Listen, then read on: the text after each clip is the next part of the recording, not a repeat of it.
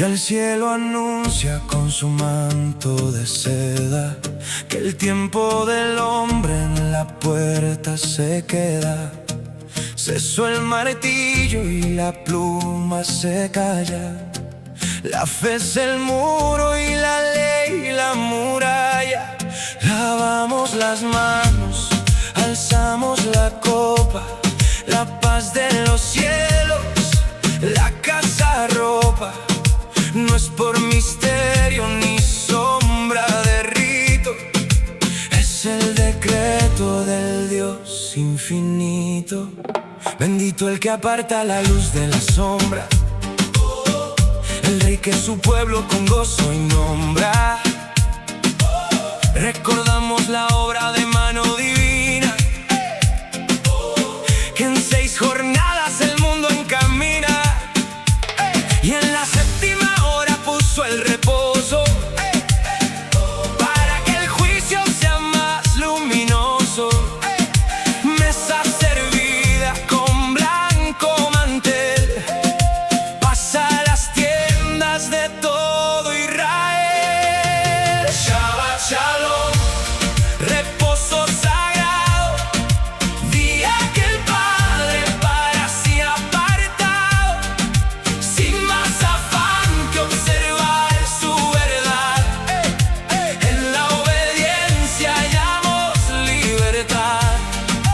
Shabbat Shalom, que reina la armonía en el descanso de este séptimo día.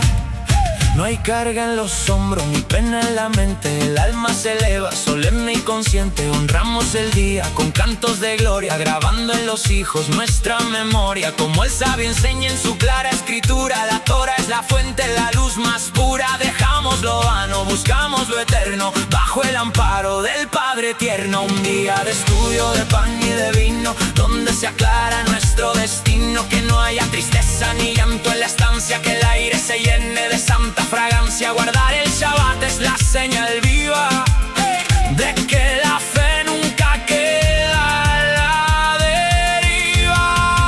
Shabbat Shalom, reposo sagrado, día que el Padre para sí ha apartado, sin más afán que observar su verdad. En la obediencia hallamos libertad. Shabbat Shalom, que reine la armonía en el descanso de este séptimo día. Shabbat Shalom, reposo sagrado, día que el Padre para sí ha apartado, sin más afán que observar su verdad. En la obediencia hallamos libertad.